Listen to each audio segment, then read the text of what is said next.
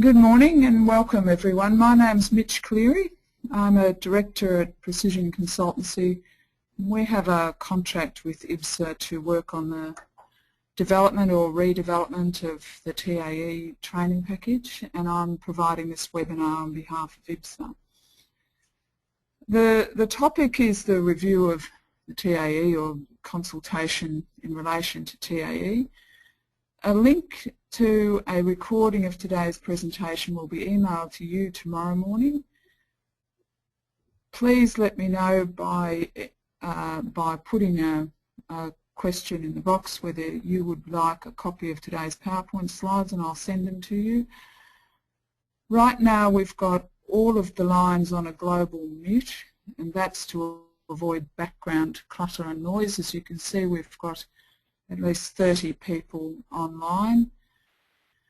The intention today is that you ask questions by typing into the question point, and we won't be able to have any oral questions or audio questioning coming through. There are far too many people involved in the webinar for that to be an effective way of communicating. So we'll, if you have anything that any technical problems, please use the chat screen or use follow the directions that were given to you in the email in relation to attending the workshop today.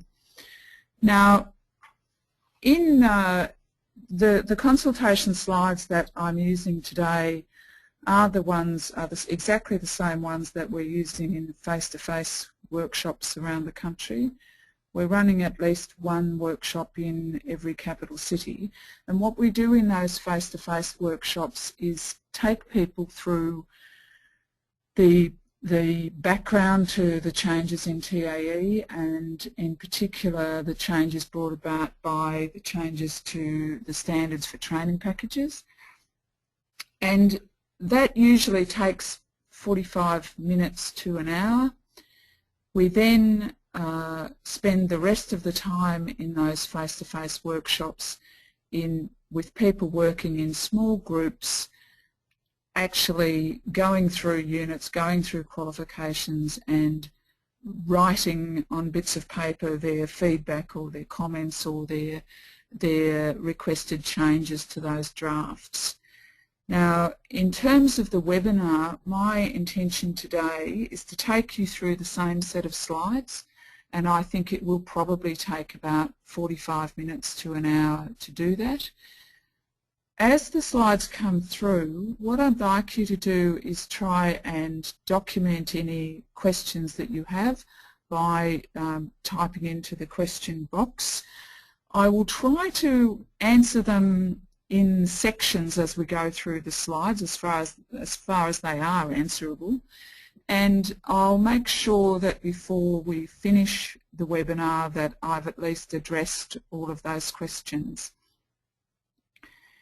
The intent then would be really for today for you to have a really good understanding of what IBSA are trying to do with this package, and that you then are better informed so that you can provide feedback on the drafts within the time period that we have. And at the moment, all of the draft units and qualifications are on IBSA's website.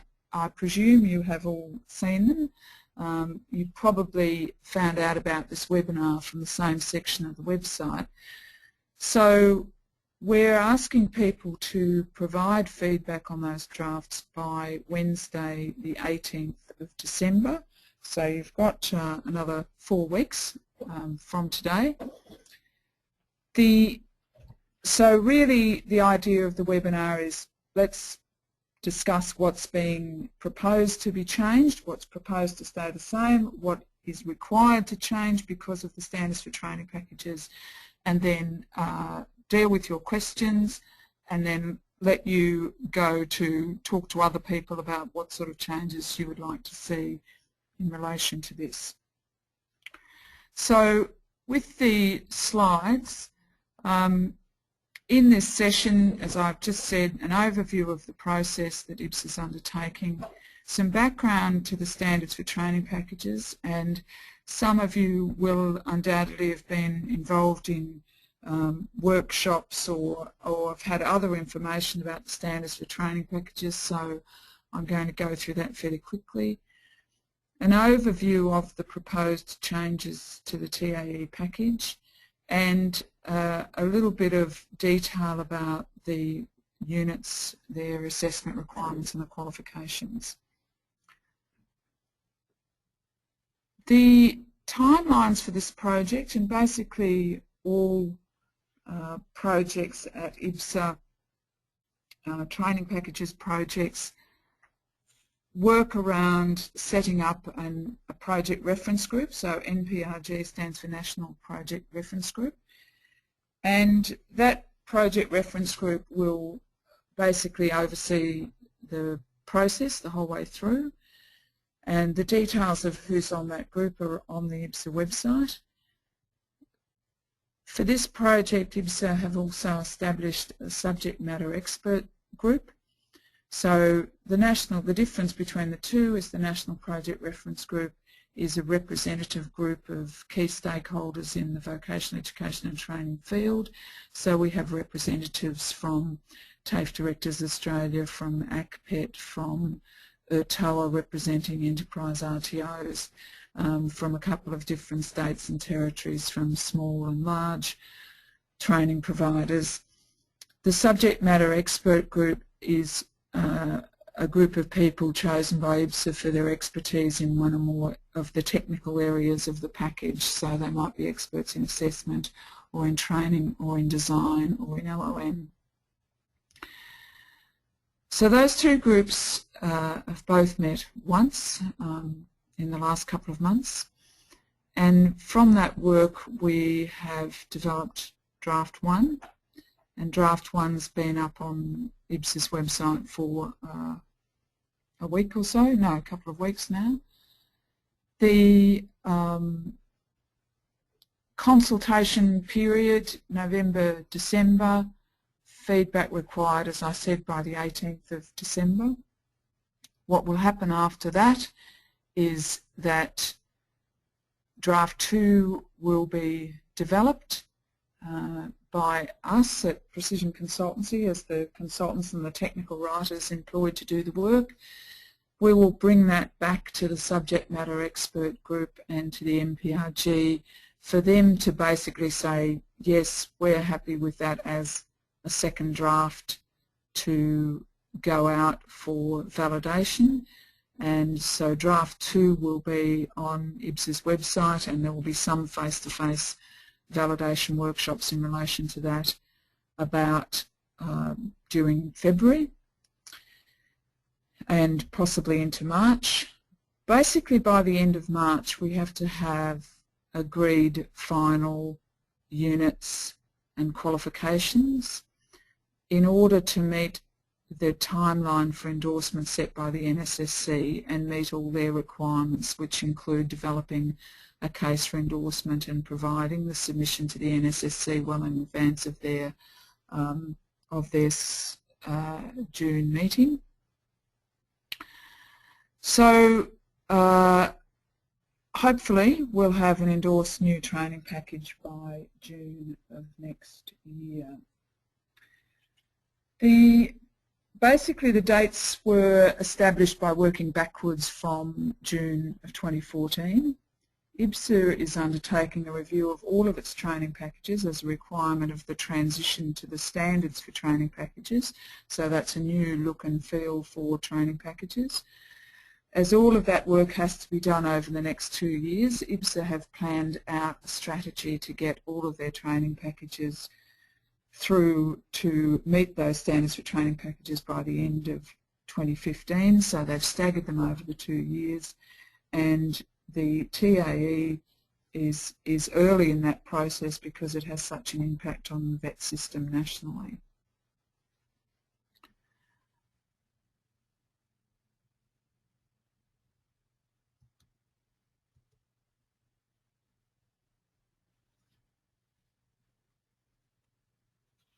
We have, I do want just to speak briefly about the standards for training packages. And the standards for training packages were endorsed by Scotties last year, which is basically the national group of ministers responsible for vocational education and training in the states and the territory and in and the Commonwealth. They were developed through a long consultative process that started in about 2009 really with the Training Products of the 21st Century work, which was done through the National Quality Council and eventually went to COAG. It was basically a decision made after a review of the current training products, i.e. accredited courses and national training packages, to stick with training packages, to stick with the name training packages, but the feedback from the industry in particular was we want them to go back to the original idea of being definitely workforce standards, the standards for work in the workplace, and that a unit of competency should be something that an employer or an employee can completely understand as a standard for work, and that other information that related to training and assessment in relation to that unit should be separated and as it applied to training organisations rather than to industry itself. So when the standards for training packages were endorsed, they were endorsed with a transition timeline, and I am assuming that the great majority of you work in registered training organisations, and you will definitely see an impact from this changeover to standards for training packages.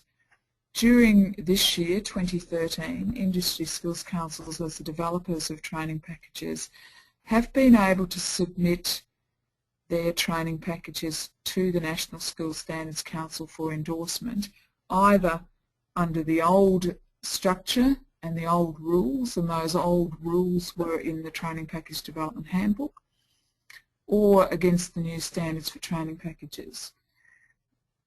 After the 1st of January next year, which is really only about 6 weeks away, all training packages or components of training packages that go to the NSSC must meet the standards for training packages. And by the end of 2015, every training package will comply with the new standards.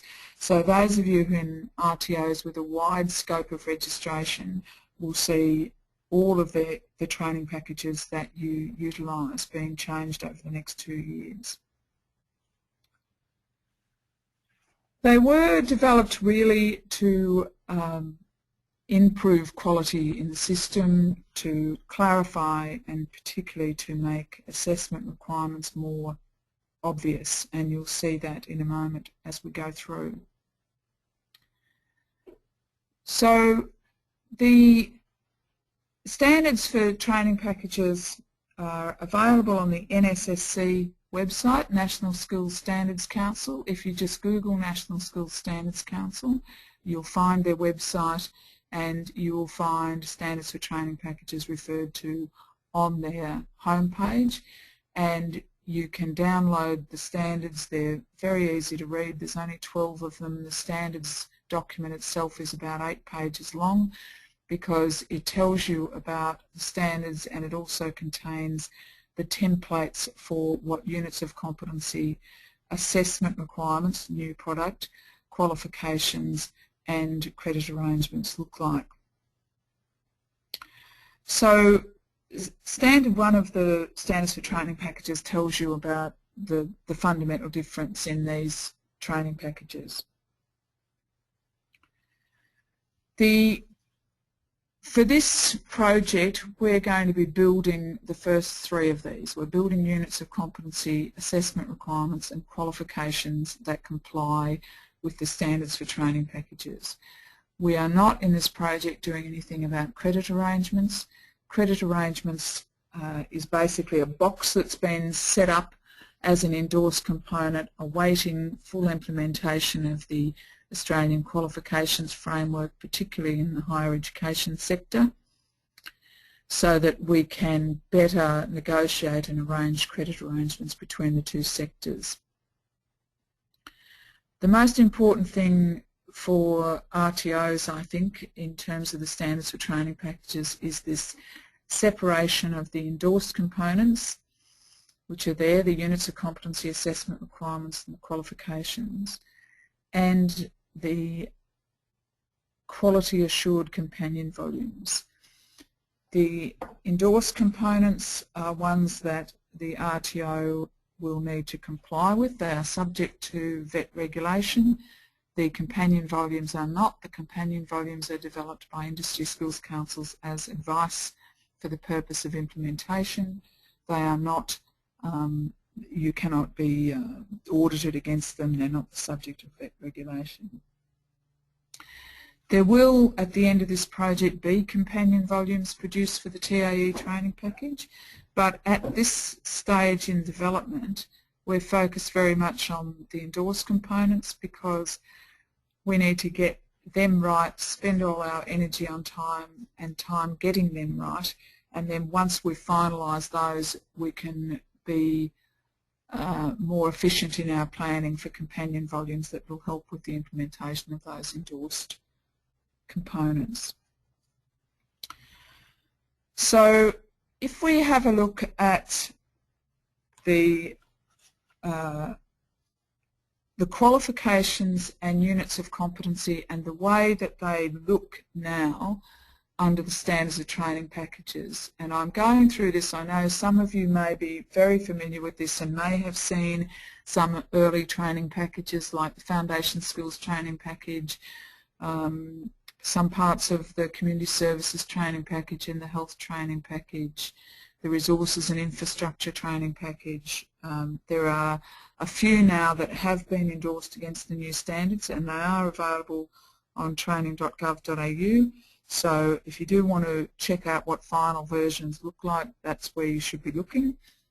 But just briefly, so that we're clear about the changes to this training package that are brought about by the standards for training packages, as distinct from changes that are brought about because the subject matter experts group, the feedback since the TAE 10 training package was endorsed, and other information that's come through to IBSA, where we have made changes to the units to reflect content changes that people would like to see. Yes, we've done that, but we're also now working within this new format. So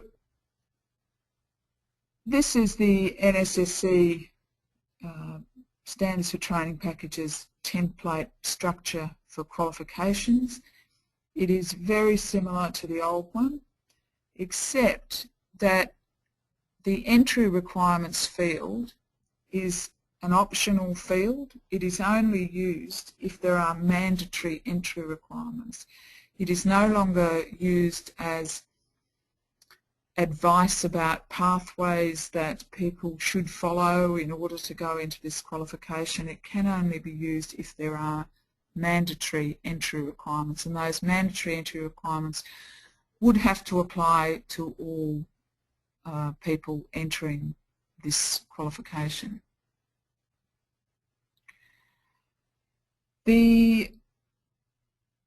None of the draft qualifications in the TAE training package have listed entry requirements. That is not because a decision has been made not to have any. It's a floating an idea, I suppose, that we at the moment don't have any mandatory entry requirements. We have some suggestions about what people should do beforehand, but the mandatory entry requirements, well, they're now mandatory, so we really have to think carefully about, if we do want to put something in, what it should be.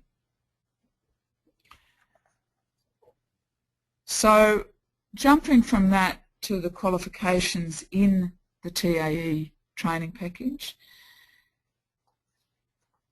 there is already a TAE training package that meets the standards for training packages. In August, IBSA put up 2 qualifications, the higher level LLN practice and leadership qualifications, revised from the TAE 10 training package to meet the new standards for training packages, and they also put up an LLN skill set in that training package. So that's the establishment of the new TAE package. In this work between now and June of next year, it is proposed to add 4 qualifications, and all of those qualifications currently exist. The Certificate 4 in Training and Assessment, the Diploma of Vocational Education and Training, the Diploma of Training, Design and Development, and a graduate certificate currently called in Digital Education, in which some issues have been raised whether that is the best title for that qualification. There's a different qualification being suggested, and the slide probably should have a question mark after the title there, because there's already been a lot of feedback saying don't like that one either. So we'll see what comes up in relation to that. Now, I should have said at the beginning of this webinar that as well as these slides and the actual draft units and qualifications being on IBSA's website, there is also a set of consultation questions, or a discussion paper if you like, that is on the website. And I'm going to use that paper to take us through each of the qualifications and perhaps give a little bit more clarity than what's in the paper, or a bit more detail about what has been proposed, and to ask you some questions in relation to that. So if we start with the Certificate 4 in Training and Assessment, the current qualification has 7 core units and 3 electives for a total of 10 units. The proposed qualification is really to make one significant change, to move the LLN unit, which was in the electives, into the core, but it's the new LLN unit, TAE LLN 411. That unit is equivalent to the old LLN unit, TAE LLN 401. It becomes core in the qualification, and there are some other changes that have been made to the units in order to meet the new standards for training packages. In particular, separating out the assessment requirements means that we have to have greater specificity in the assessment in a number of cases. And the other key change in relation to that qualification is that some of the units, there is quite a lot of discussion amongst the subject matter expert group and amongst the NPRG about whether, in order to train and assess the Certificate 4, the person who does the training and assessing of that qualification should hold a higher level qualification. Now, I wonder if it's possible to, for me to ask that as a question and to try and get some feedback from you online.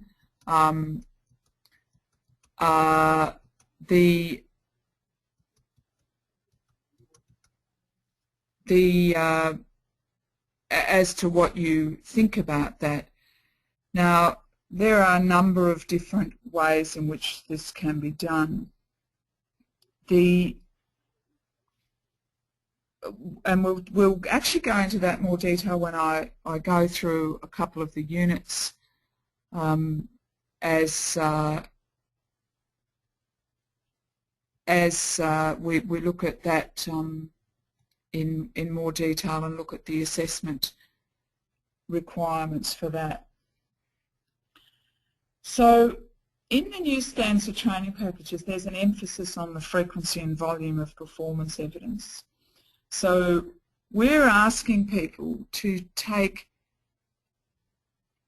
a really good look at what is being proposed for the assessment requirements. We no longer have evidence guides in units, we have standalone assessment requirements. The other changes in relation to this qualification, in the unit TAE DEL 401, the main delivery unit, the assessment requirements have been changed to include the requirement that a group size for the purposes of that unit must be at least 8 people. So one of the things we're really looking for feedback on is about that number of 8. At the moment there is no group size specified in the unit, and it seems to be an issue for people from both directions, that if you're doing workplace training and you only have small numbers of people, then how do you deal with that? The number 8 is not in any way sacred or based even on any depth of research. It is deliberately put in the draft proposal to get people to respond to that, to at least have a number in there so that people can respond and say, no, it's too many, no, it's not enough.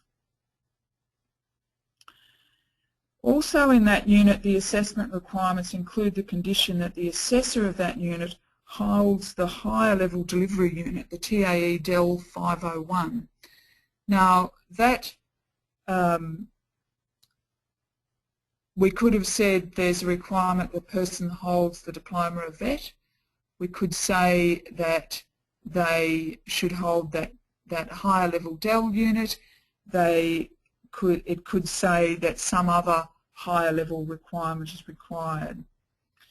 There has been an alternative suggestion that all of the core units in the Certificate 4 have the requirement that the assessor of those units holds the diploma of vocational education and training. The reason why the higher level qualification and why that qualification is that there is a belief that people believe that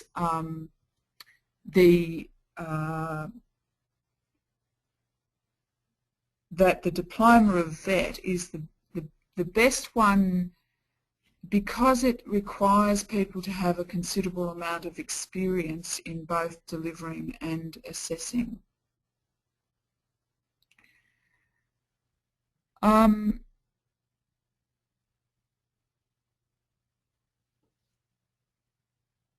So we're asking you specifically to look at the assessment conditions in relation to specific units in the Certificate 4. We're asking you to look at the proposed core plus electives, although you will be aware of the LLN requirements for trainers and assessors to meet the National Vet Regulator AQTF requirements for a trainer and assessor. So it's virtually certain that that LLN unit will move into the core, but there has been some feedback that, well, we should still have 3 electives as well as the 8 core, for instance. So there are various ways in which that could be spelt out.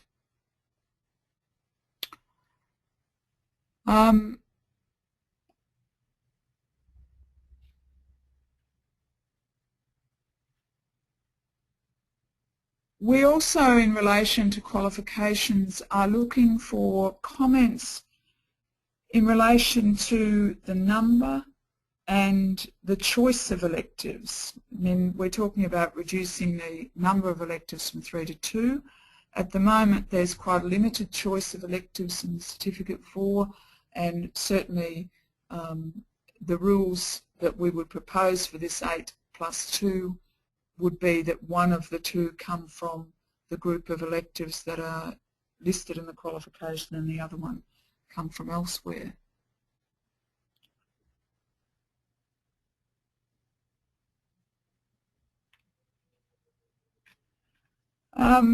One other thing which has come up, which consistently comes up in relation to the Certificate 4, but is a challenge to deal with within units of competency and qualification descriptors, is to make an attempt to incorporate duration into the qualification rules.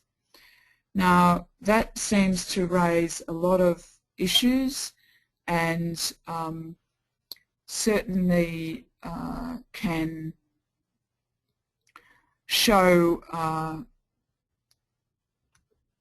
can cause some people, I mean, where it comes from is the very strongly and often heard comments about you shouldn't be able to get this qualification in a weekend, people aren't properly trained, etc. And the other side of that is it's competency-based training. If people already have the skills, how can we set a duration? We can't probably put a list of hours for duration, but one of the ways we dealt with that in the diploma of VET was to increase, if you like, the volume of evidence required for assessment, and therefore to make it highly unlikely that anyone could get the qualification without spending a fair deal of time working on that. So comments and changes in relation to the Certificate 4 will be sought.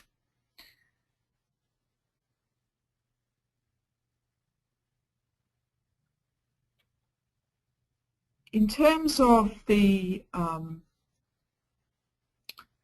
wonder if I might just pause there and ask people if they have specific questions in relation to the Certificate 4 to type them in at the moment, and while that's happening I'll open up the questions box and have a look at those. So if we could just have a minute to do that. Thank you.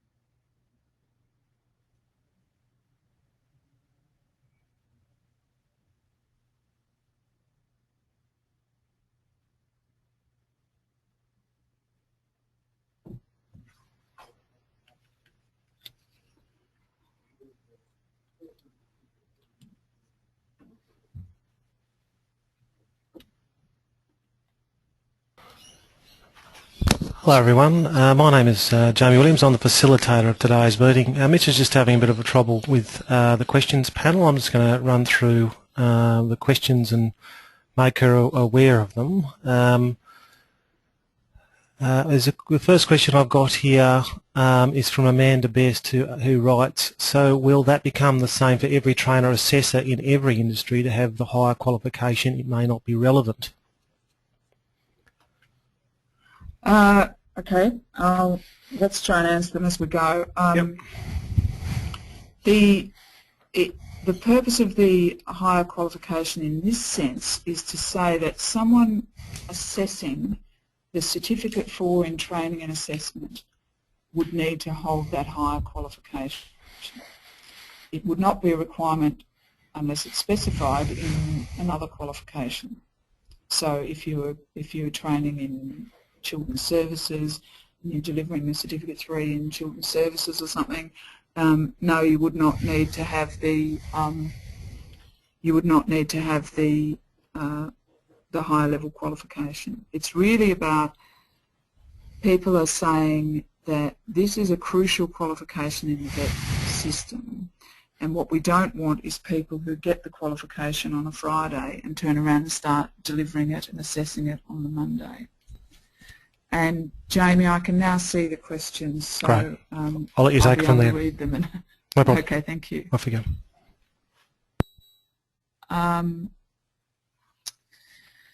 Will the diploma in VET be available to complete in 2014? Well, that's a good question. The current diploma of VET is available. So if it did become a requirement, and if the new diploma of VET was equivalent to the old diploma in VET, then it would be possible to meet that requirement in 2014. But in general terms, if the training package is endorsed in June, the qualifications technically are available for people to utilise immediately after that. But of course, there's the issues in relation to ASQA, getting things on scope, funding, etc., that the Industry Skills Council can't do anything about. There's a question about, will a transcript of the chat and questions be made available after this webinar? I'm not sure whether you can see the questions that I'm looking at, but I think we can certainly make them available, although as the entire webinar is being recorded and as I'm reading them out, it should be possible to do that. The first question about the diploma of VET was asked by Nikki Szabo, and the question about the transcript of the questions by Kathleen Zarubin. Amanda Best, so will that become the same from every trainer assessor in every industry? That's the one I answered before because it came up first. Shouldn't current experience count more than a higher qualification? Asked by Christine Dix. Maybe yes, and certainly that's one of the things that has been suggested, and in the assessment requirements now it is possible to see the in the assessment requirements, the assessment conditions in the standards for training packages, they ask that we document the requirements of an assessor of this unit. So not at the qualification level, at the unit level. So, and they ask that that can be in terms of experience, industry currency, or holding a qualification. So the answer could well be a combination of all of those things. So rather than, you know, shouldn't this count more than the qualification, keep in mind it's draft 1 and we're trying to float the idea, so it's exactly the sort of feedback that we'd like to see. No, you can only see your own question. Thanks for that, Kathleen. Let me keep going.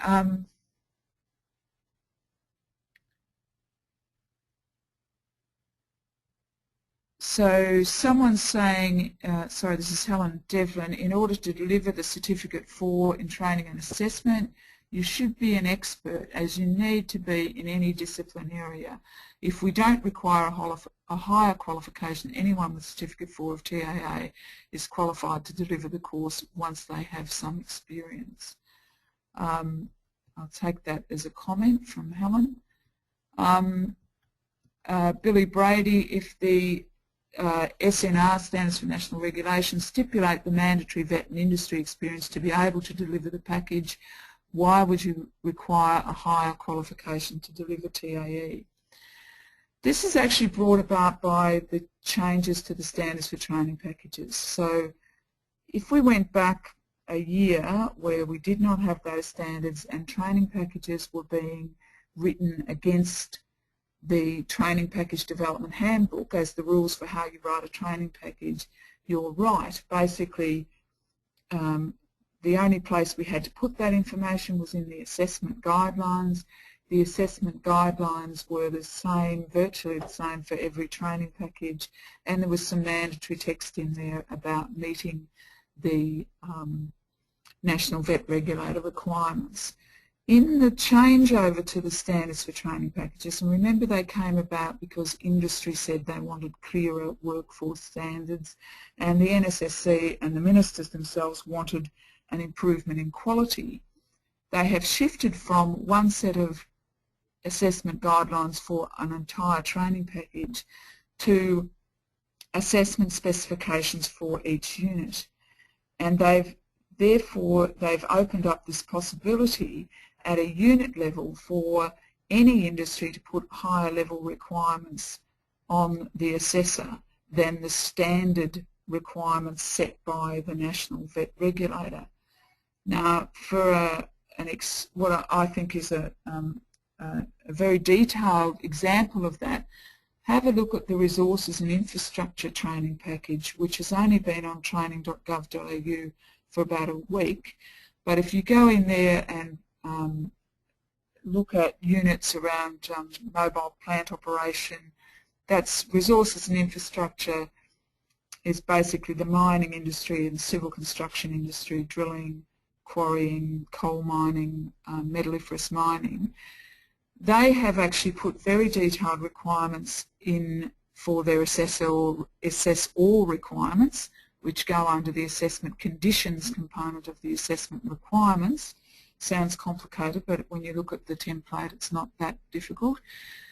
That say things like the assessor must have 5 years experience in the coal industry, 2 of which must have been within the last 5 years and must relate directly to the competency area of this unit. So that's paraphrasing, so don't quote me on that. Actually look at what's in training.gov.au. But basically it isn't something that is just about TAE, it's about every industry area now being able to specify different requirements for assessors of their units of competency, and to be able to have even different requirements from unit to unit. Here's a question from Ruth Langford. If a trainer has a Bachelor of Teaching, brackets vocational education and training, that included competency-based training study and has continuous delivery and assessment experience in the vet environment, will it still be necessary for them to obtain the new diploma of vet?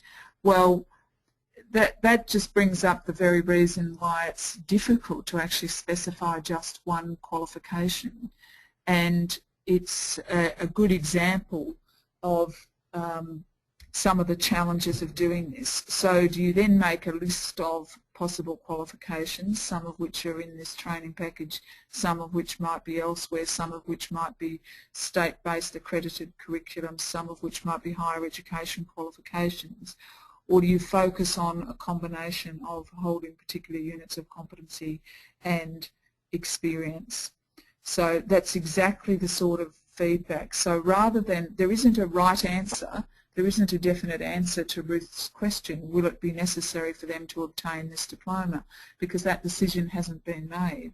And where we are at the moment is in this consultative phase, and it's really important to try and think through the issues and make sure we don't create unintended consequences when what we're trying to do.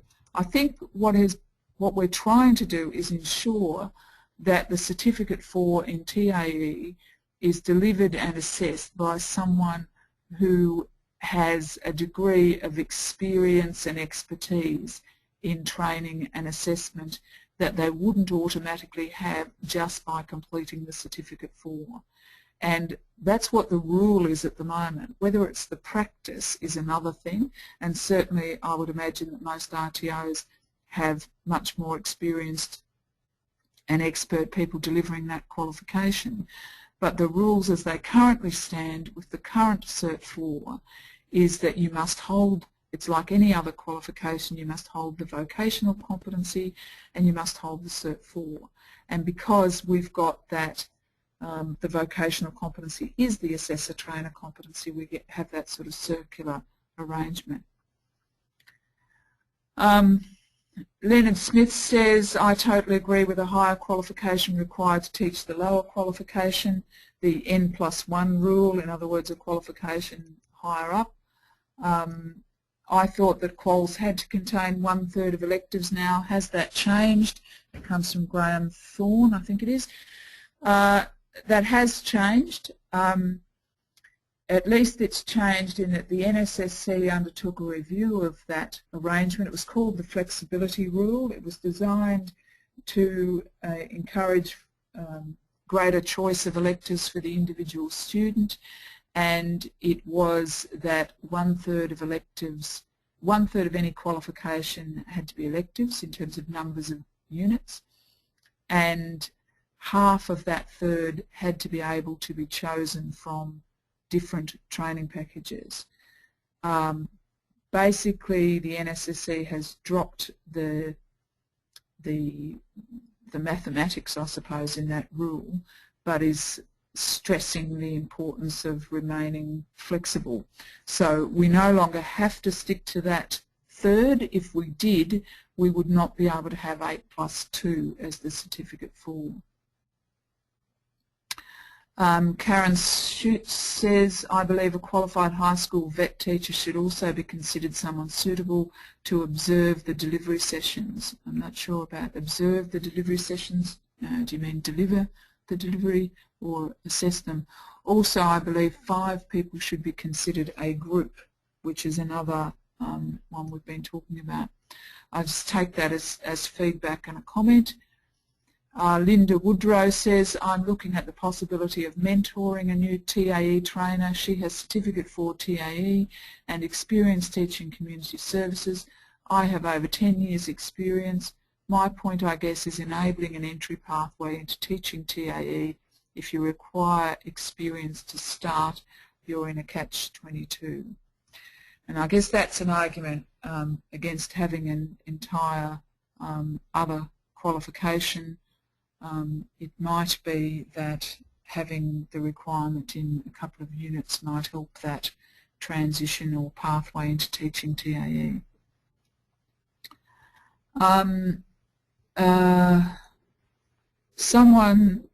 A few of you have mentioned that you would like a copy of the slides. I think what we might do is put the slides on the IBSA website, which will make it easier for everyone. And Linda has asked, can I use the slides from it and hand out to my TAE students? What is the copyright? I'm looking at Robert Bluer, who's nodding over in the corner. He's very happy for you to use them. Their IBSA materials for the purpose of these sessions and this feedback, so you're very welcome to use them.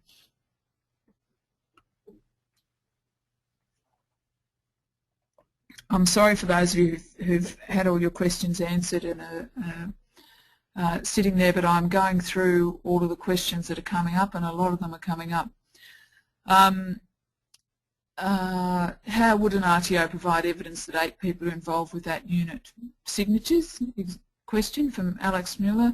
In the same way as you'd provide evidence about anything else in relation to assessment, I would imagine, that you know, there's assessments saying that you have to, in the diploma level, about numbers of assessments that need to be undertaken.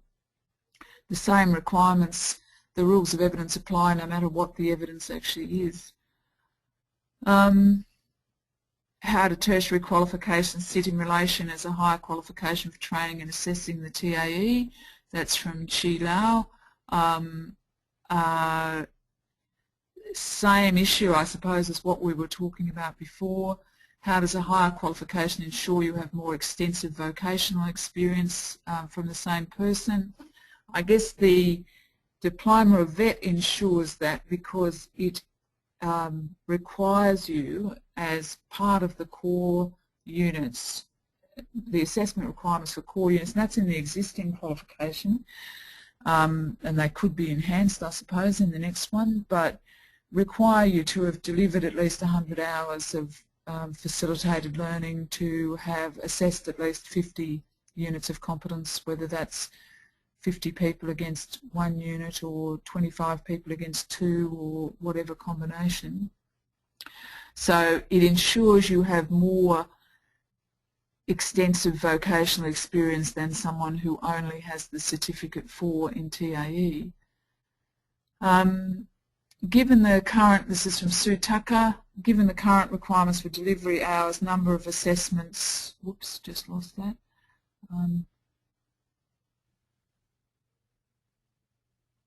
Sorry, I'll be with you in a minute.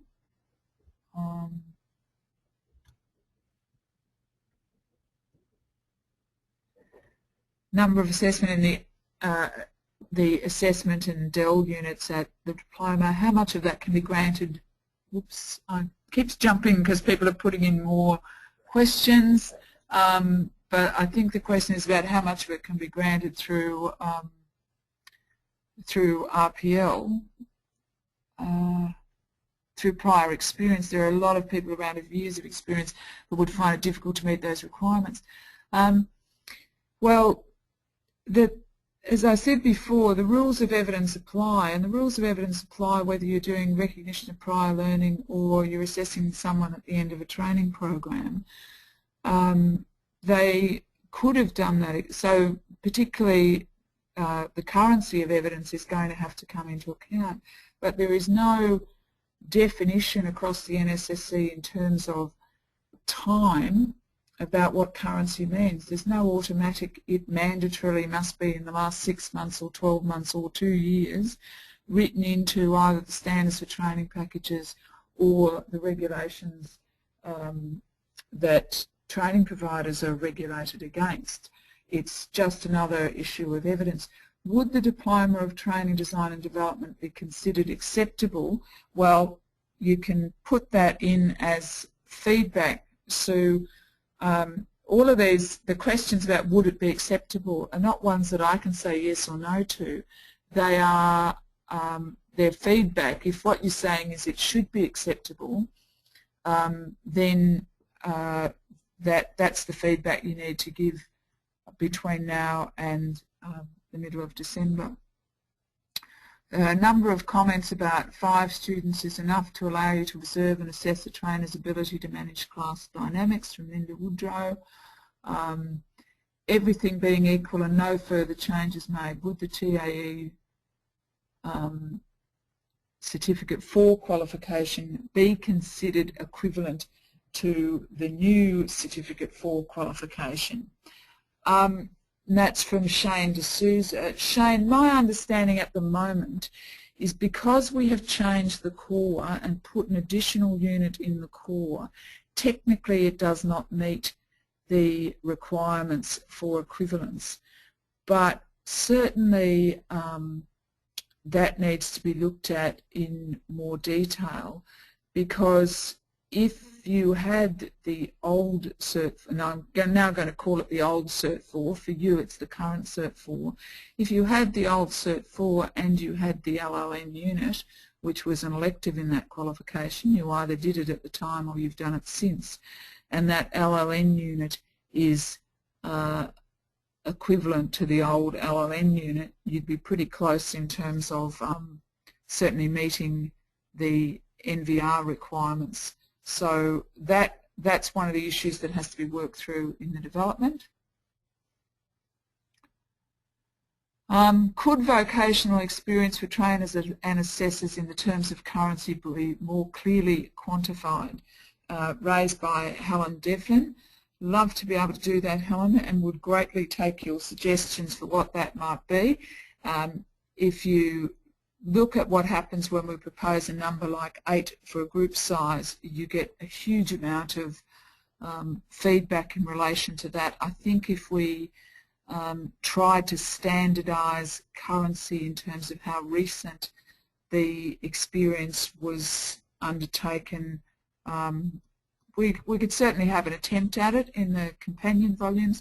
I doubt we'd be able to get it into any of the endorsed components. because there's not really a place to put it. Sandy McCoy says the duration or volume of learning. If people have skills, then it is an RPL pathway. This would not negate the volume of learning. I agree with that. That's a comment. Comment, yes, I agree. Assessors would need a higher qualification, but why does it always have to be in vocational education? I find the vet sector thinks that it is unique when its training and assessment principles and practices are similar to other educational sectors. This comment's coming from Josie Gray. Surely someone with a diploma or bachelor or master's in education are more than qualified, particularly if they've done the Cert 4 and have ongoing teaching experience that does not recognise prior learning and experience. That's a comment made as feedback. I'd ask you to do that more formally in relation to the feedback mechanisms that IBSA has in place. Nick Van Weimel, can we use the entry requirements mandatory field to moderate the duration of experience needed before going to the next qualification?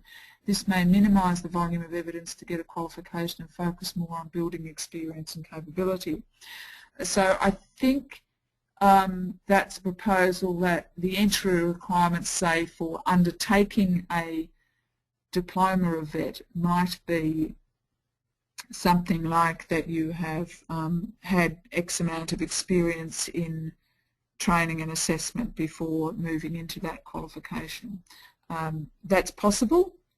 Certainly under the rules of the NSSC it's possible. When I say it's possible, I'm talking about the technical possibility under the rules, and there's nothing that's been decided by the NPRG yet, so it's all feedback and it's all very strongly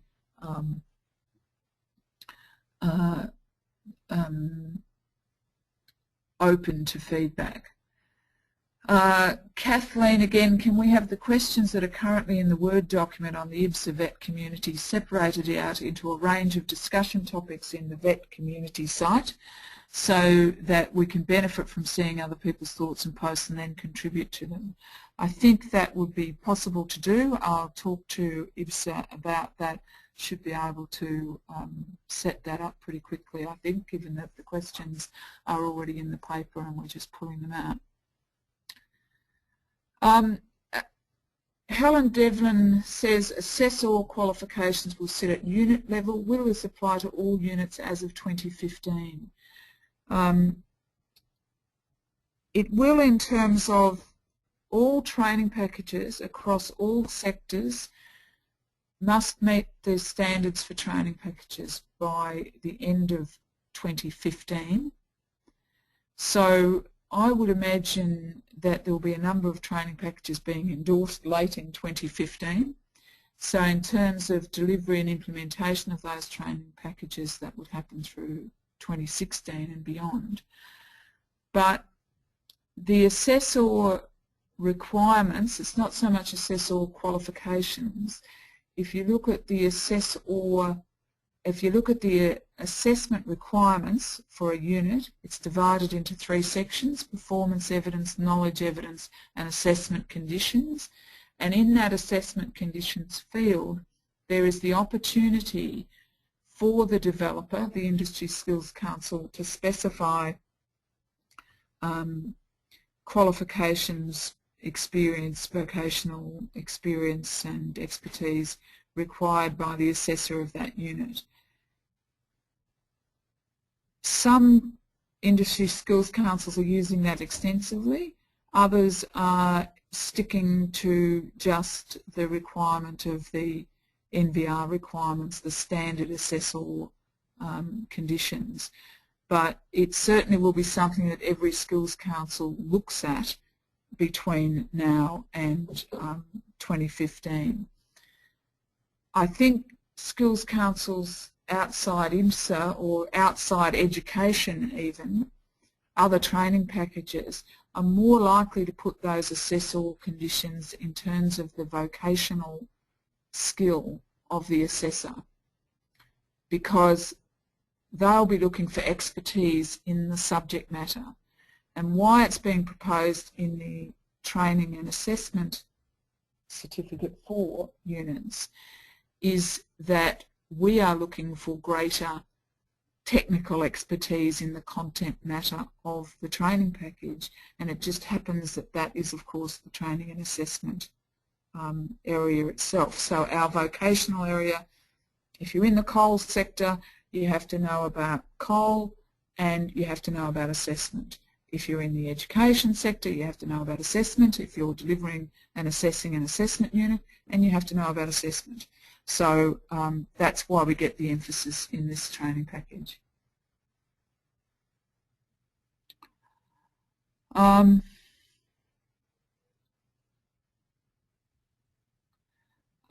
other people asking about equivalence between old and proposed qualifications?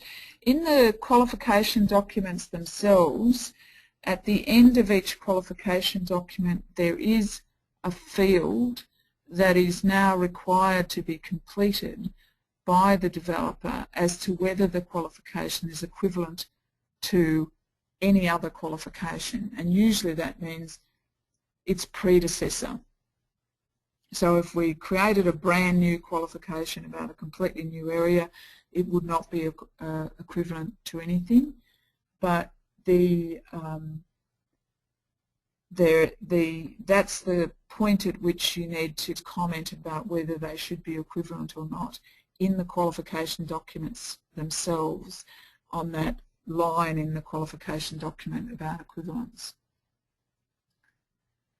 Training online, how does that fit? Another one from Kathleen. Not all training is face-to-face, especially now. I think that might be in reference to the number of people in that train small groups, or the plan and facilitate learning one, which is about face-to-face training. But in general, there have been suggestions about more online or digital learning to move into the core, either as a unit or to be embedded within existing units. That's some of the feedback that we've had so far.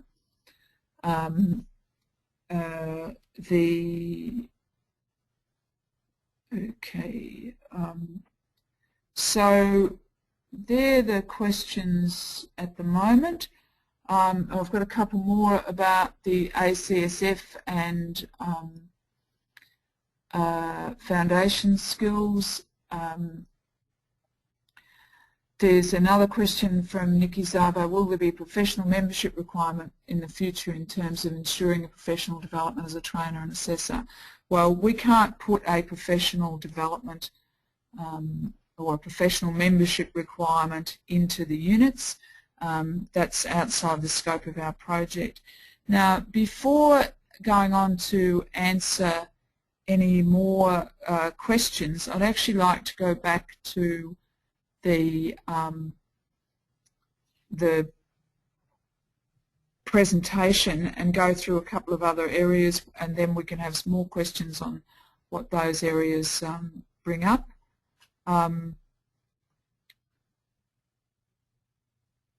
Okay, so if we can just briefly go on to the Diploma of Vocational Education and Training. The proposal there is we're still proposing to have the same number of core and electives.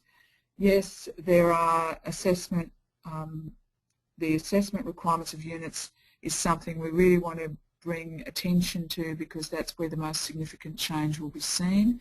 By and large, the performance criteria and elements of the units have been kept the same. There is a question about the LLN unit. As TAE LLN 411 is now proposed to be core in the Certificate 4, is it okay to also have it as core in the diploma, or should the higher level unit be included in the core of the diploma instead? And then there has been some suggestions that that LLN 501 unit be revised to focus on delivery of the unit LLN. In other words, to teach people basically how to deliver 411. So to link those two more closely together, and that comes back to the LLN issue.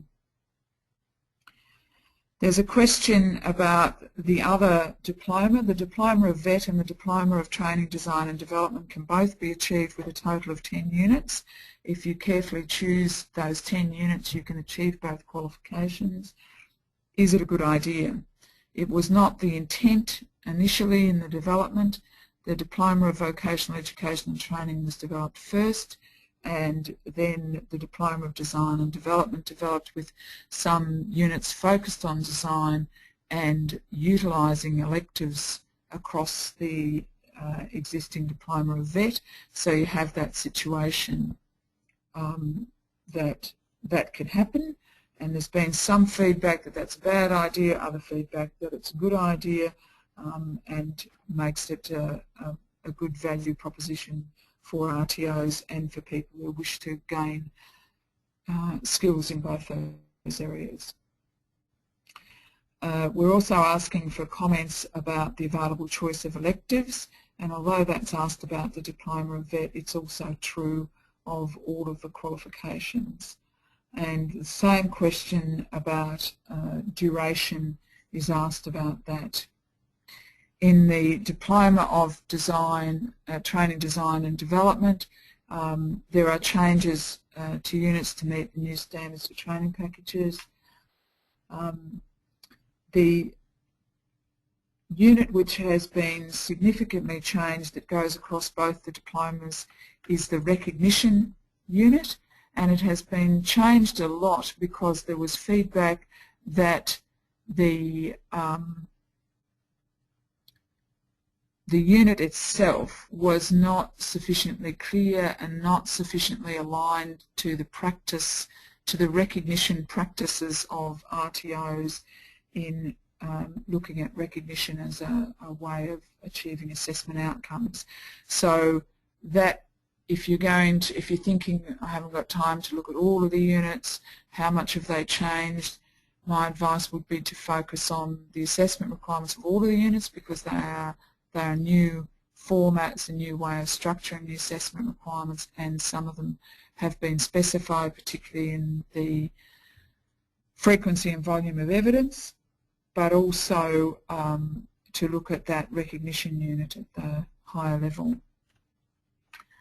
The other qualification that we're looking at is the one called the Vocational Graduate Certificate in Digital Education. It would in any terms become a graduate certificate because of changes in the Australian qualifications framework. It has 3 core and 2 electives at the moment. There has been significant feedback that the qualification document as written in its descriptor does not make it clear who this program is for, and is it for people who are delivering IT qualifications, or is it for trainers and assessors who are using digital education mechanisms to deliver and assess. And so we're wanting feedback from people about that, not about what it should be or whether, well, yes, about what it should be, but what is its intent and what, and does it achieve that intent, and how can we write it more clearly?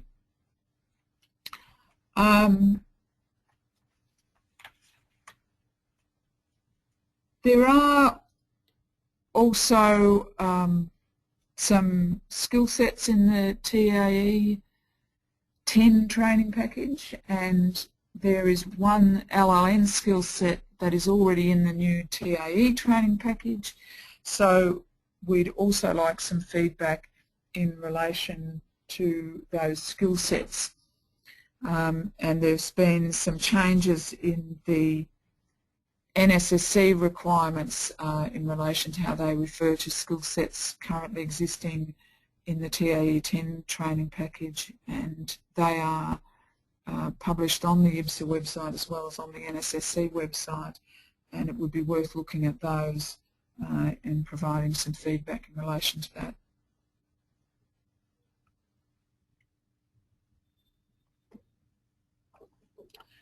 I want to quickly take you through the Unit of Competency template, and particularly the Assessment Requirements template. But this is the template. The screen you're looking at is taken directly from the Standards for Training Packages document on the NSSC website, and they, I'm not sure how clearly you can see the blue and the white, but in the standards they've colour-coded all the mandatory fields as blue and the white fields are optional fields. In the TAE training package units, basically the way they've been developed is IBSA has gone through a streamlining process to take units from the old format into the new template format. And because IBSA has about a dozen training packages, it has taken an approach that it uses across all of its training packages, and it's done a lot of consultation to work out whether that's the right way to do it and the way that most suits the audience for all its training packages. So when you look at the draft units that you're seeing, or you've seen on the IBSA website, or you've downloaded, or you've got hold of them, they are written into the IBSA version of this template. Now, in order to meet the NSSC standards for training packages, a training package developer must meet this template. And the template in some of the areas has optional fields. So some industry skills councils have decided to use those fields, some have not. In some cases they're used in some training packages and not in others. The IBSA approach, and particularly in relation to TAE, is not to use the prerequisite unit field because there are no prerequisites in the package. Sometimes when people look at draft units, they think that there's something missing, that there should be a field called prerequisite and something that says no prerequisite is required. As part of the streamlining process, the approach has basically been, if you don't have it, you don't put it in there. And that's what training.gov.au is doing when you put them up online as well as finalised documents. So probably down to the elements and performance criteria, the units look pretty similar to the way the old units looked, but after that it gets different. Immediately after the elements and performance criteria, we have a mandatory field called foundation skills, and according to the standards, the section describes the language, literacy, numeracy and employment skills that are essential to performance. Foundation skills are essential to performance in this unit, and if I could I'd highlight that, but not explicit in the performance criteria are listed here along with a brief context statement. Where all the foundations essential are explicit, then that statement, foundation skills essential to performance are explicit, will appear.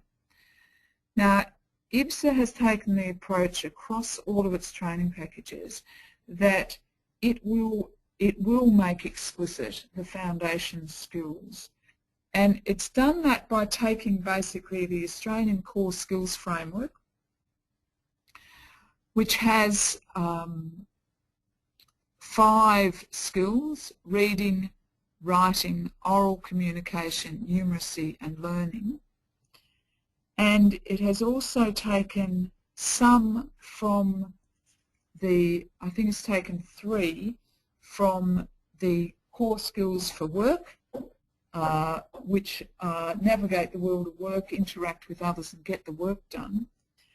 And it's basically taken those 8 and mapped every unit of competency against those 8, and where one of the 8 is not required, or the belief of the mapping people is that it's not required, it's not listed.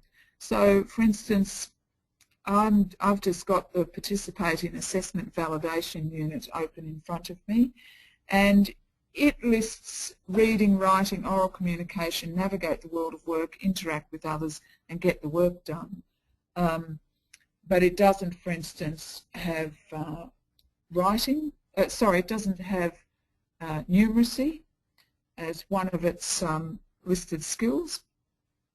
And then it has a second column basically mapping that skill back to the performance criteria, and then has a description of that reading skill in or the writing skill in the context of this unit.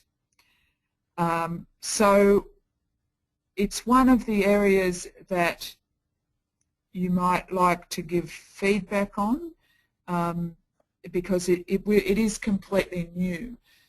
It came from really if you go back 20 years or so, you get myokey competencies. You go back 10 years or so, you get employability skills. Employability skills were documented at the qualification level and referred to in units, and there was a lot of mapping that went on. Most industry skills councils are using the Australian core skill framework to map units to an ACSF level area. IBSA has done that for core units in all its qualifications, and that, if it isn't already available, will be available on their website soon. The range of conditions field is an optional field, and this is a very significant difference, and is probably the area that has meant that we've got much shorter units of competency than what we had in the past, because the range of conditions is now restricted to essential operating conditions and other variables essential to the work environment.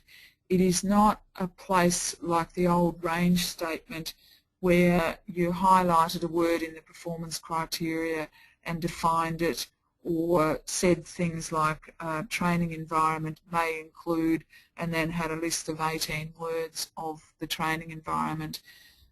What then happened was RTOs were unsure of whether they needed to deliver information at least, or experience in those 18 different training environments, and it was also unclear from an auditor's perspective whether they were going to ask that you did that. So the range of conditions goes back to the original competency-based training notion, that is the range of conditions under which the work is done. So if there's an area of this unit which is about training delivery, and we want to make it clear that it refers to face-to-face delivery only, or it refers to both face-to-face and other forms of delivery, that might be the sort of place where you might add a range of conditions. But in the draft units, deliberately as a starting point, we have removed the range statement, and because it's an optional field, we have no range of conditions. So if a range of conditions is needed, you need to tell us what the things are, what the conditions are that need to be specified, what the variables are that need to be specified in that particular unit for that particular aspect of the work.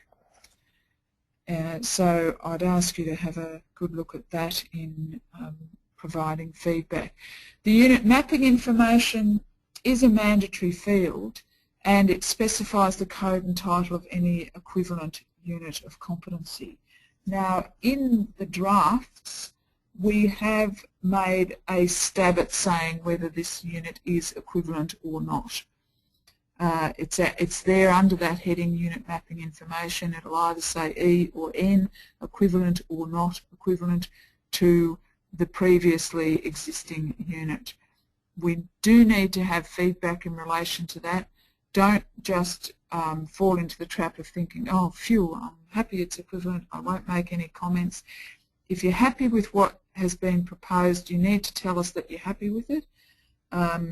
often in feedback we get people telling us the things they want changed, and it's the old, squeaky wheel comment. We might have 50 people telling us that they think it should be not equivalent, and there are in fact 400 people who just didn't comment because they were happy that it was equivalent. So we need to be really clear about that in feedback. This is just a summary of the units of competency, the foundation skills and the range of conditions, the key ones that you need to focus on in feedback. I'm skipping over to the assessment requirements. I'm conscious of the time and I want to come back to further questions. And if you have got questions about the structure of the units or of the assessment requirements, please start typing them in now as I'm going through these assessment requirements. As I said earlier, this template, like the other one, comes directly from the standards. You'll notice it is all blue because all the fields in the assessment requirements are mandatory. The three areas: performance evidence, knowledge evidence and assessment conditions. In developing these draft units, the required skills area of the previous unit and the evidence guide of the previous version of the unit have been used to draft the performance evidence.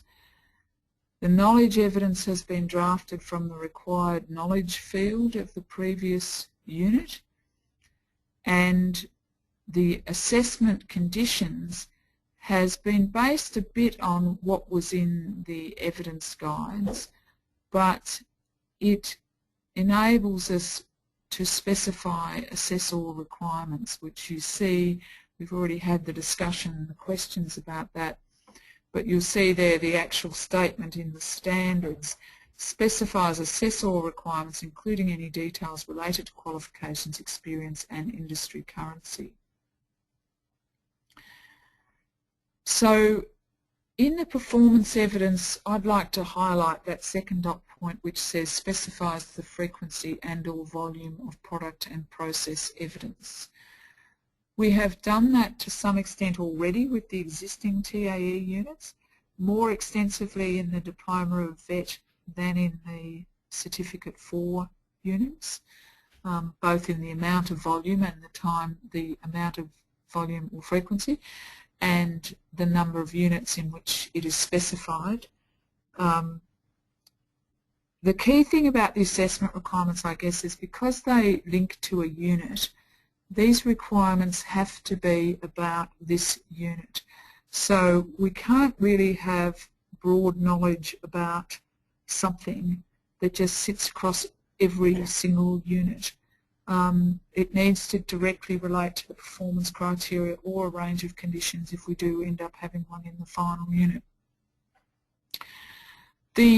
By taking the knowledge evidence from the required knowledge component of the old unit, we often don't really have the depth of knowledge spelled out very clearly. And you'll see that third dot point in the knowledge evidence indicates the type and depth of knowledge required to meet the demands of the unit of competency. In other words, what I need to know in order to do what this unit is about. So we can't have dot point pedagogy. That would undoubtedly be pulled up by the quality assurance person who's going to look at this training package when we think we're happy with what it's got in it, and they will say to us, well, that's not, doesn't give us any indicator of depth. So I personally think that the draft we've got, because we've basically taken it from what we had in the past, is insufficient in that area. It's an area of clarity that we need to get into the next version of the units. So just to summarise that,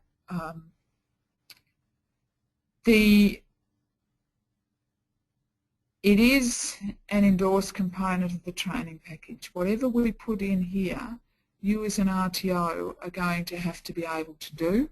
So we don't want to put things in that are unworkable, but we do want to put things in that bring us some surety of well, surety might be going too far, but a greater chance of a greater chance of getting a high quality outcome. Now, I wonder if we can go and look at some questions in relation to that, and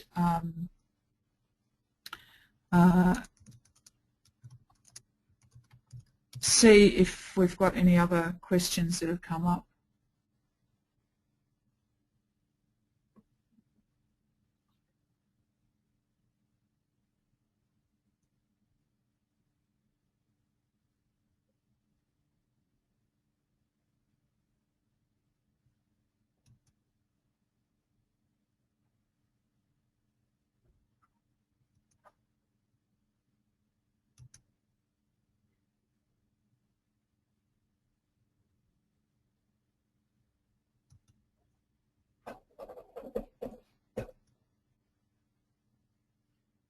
So I'm just having trouble accessing the questions. I'll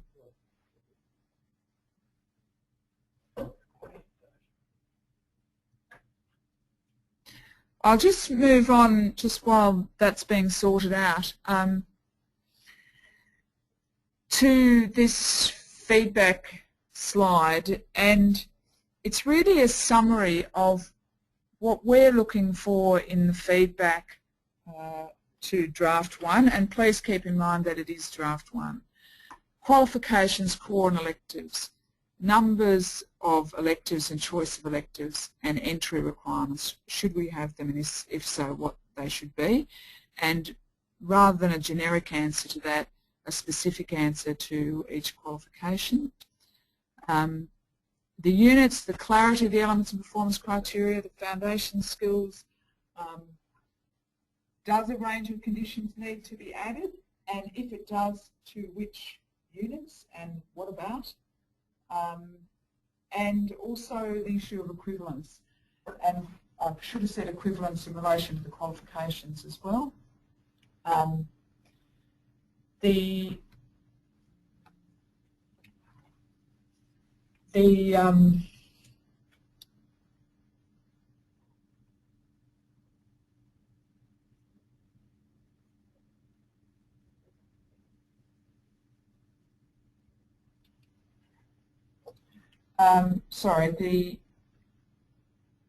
The equivalence issue needs to be resolved in relation to qualifications. But when you're providing feedback, rather than just saying, yes, it's equivalent or no, it's not, if you could also tell us why you think it's equivalent. And equivalence is supposed to mean equivalence of outcomes. In other words, a person holding the old unit could do the same things as a person holding the new unit.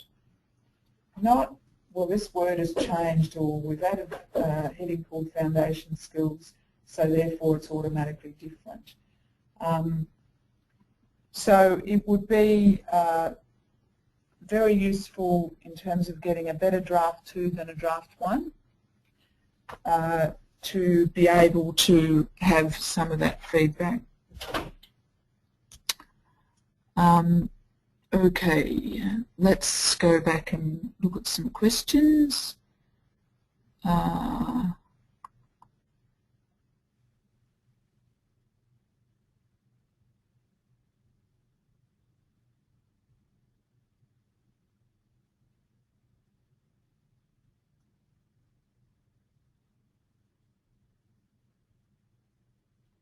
Do you think we'll ever move towards partial equivalence, but what is missing is X, Y, Z? That's a Kathleen question. Not in the unit of competency as written as an endorsed component, because it sits on training.gov.au, and equivalence means automatic credit transfer. So the second thing, though, is what's the difference? Yes, they're partially equivalent. Really, they're either equivalent and you automatically get credit transfer, or they're not equivalent. The issue is when they're not equivalent, how close are they, and what is the gap, and whose job is it to identify the gap and to provide the skill development to fit that gap. I think it's the sort of thing that reasonably could be expected to be in a companion volume for the TAE training package, but it won't be in any of the endorsed components. Okay.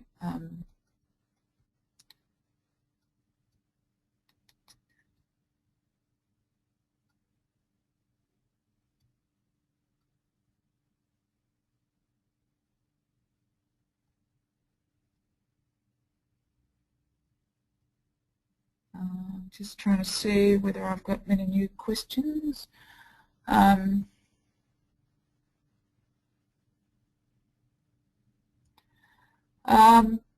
Kathleen's asked a question about directed at people getting the new qualification as new entrants. How is it proposed for people currently holding this qualification and TAE diplomas? I'm not sure what that means. The requirements to assess a unit would be exactly the same. They can't be different depending on who the person is who's being assessed or what qualification they have before.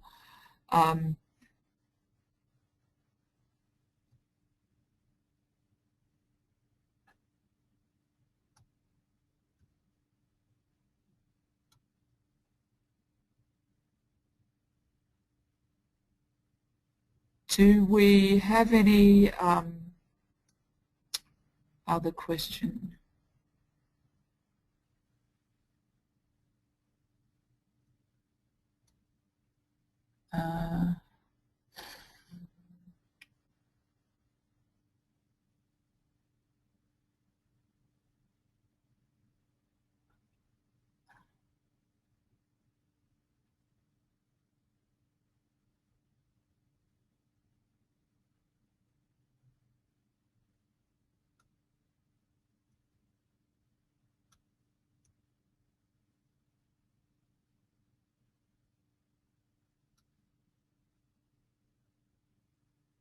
Okay, Sue Tucker has asked what qualifications are likely to be required for assessors of the TAE diplomas.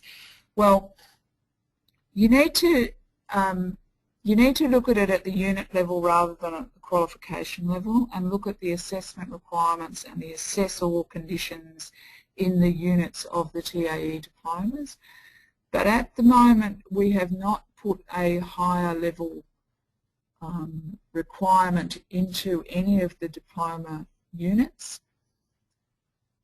and there was a discussion about it at the MPRG, but there was a general agreement that the Certificate 4 was the high risk qualification in terms of ensuring that we had qualified and experienced assessors making the decision about whether someone was ready to be a trainer and assessor in the VET system. That's not to say they can't be proposed, but at the moment there are no proposals in the units, that certainly that I can think of while I'm here at the moment. Will there be a framework for defining depth of knowledge? Chilao asked that question. That's back to the knowledge issue. Unfortunately, we only have the statement that is in the standards for training packages in relation to that, but what it means is enough specificity about the knowledge to enable people to deliver consistently the knowledge that is required to do the work. So it's open to a bit of interpretation, I guess, but my point about saying we can't have just a word like pedagogy as required knowledge and then assume that everyone's going to assess pedagogy as required knowledge or as the knowledge evidence in exactly the same way. Amanda Best asked the question about spiky profiles in relation to ACSF for each unit qualification. Will students have to meet all these? There are projects underway at Industry Skills Councils funded by the Commonwealth Government to map units of competency against the ACSF. The mapping would be to say that someone who, the outcome of this unit, somebody will need to be able to write at, for example, ACSF level 2, I'm making up the example, in order to be able to, that's the outcome that they will have from the unit, not the entry requirement in order to be able to cope with the unit.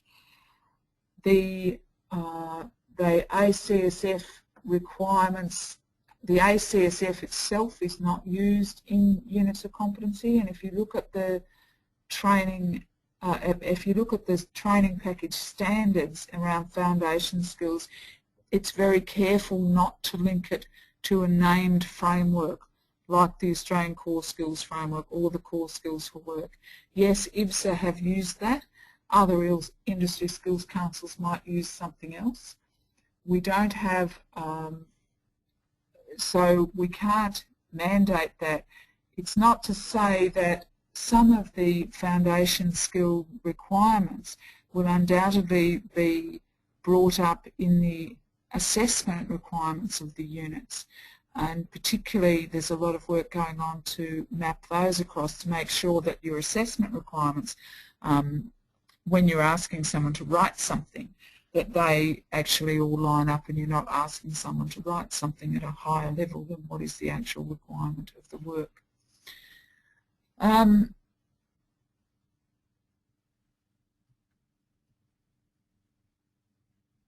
So issues about some of this additional information, yes, they could go into companion volumes, but we won't be able to really talk about the detail of what's required in companion volumes that until we're much closer to having a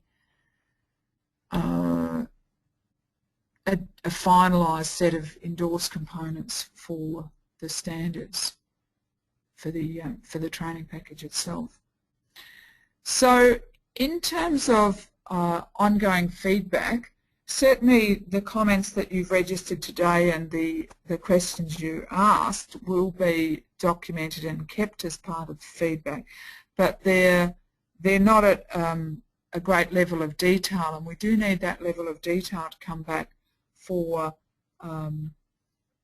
people to be able to make changes to the training package components to make sure that draft 2 is an improvement on draft 1. So I'm going to finish up now, and if people do want to add some more questions quickly, I'm happy to try and answer them for a couple more minutes. But the next steps are to make sure that you have got copies of the units and the qualifications, that you encourage other people to provide feedback. They are available on IBSA's website. You can email comments and marked up units directly to Robert Bluer, and his email address is showing on the screen at the moment. It's just robert@ibsa.org.au. Feedback to draft 1 is required within the next 4 weeks, and draft 2 will be being developed between then and early February. You'll find out about draft 2 in the same way you found out about this webinar and the same way you found out about the review of the training package, which is probably from a bulletin coming out from IBSA either directly to you or through various organisations that you are each connected with. So I will finish up the webinar now. We've got the contact details showing there on screen with the phone and fax numbers, as well as the the web address, but given that you're all on a webinar, I think you'll be able to use the web address to be able to do that. Okay, so we've got there has been some feedback that we may need more interactive discussion rather than each person responding to a paper in isolation. There were 43 people involved in this webinar when we began. There's still about 35 of you online. It's very difficult to have that sort of conversation in that way and follow through, but I would deeply encourage you to have different levels of interaction, and we'll take Kathleen's suggestion about using other aspects of IBSA's website that allow more interactivity and more people to see other people's comments and respond to them. But as well as the response to the comments, we will not get a better draft 2 than draft 1 unless we get specific feedback on specific units and specific qualifications. Often that's best done by a group of people coming together, and certainly in the face-to-face workshops we say to people, don't sit in the corner and just write your notes on a piece of paper, because if you can't convince 3 or 4 other people that what you want to change is a good idea, you won't have a chance of getting a change through that's accepted nationally as a change to a qualification and a set of qualifications and units of competency that are used so significantly in the vet sector. So I encourage you to use all mechanisms possible to discuss the changes you'd like to see, and there are certainly a number of other forums in which that can happen. So I just encourage you to give that feedback, and thank you very much for your time this morning.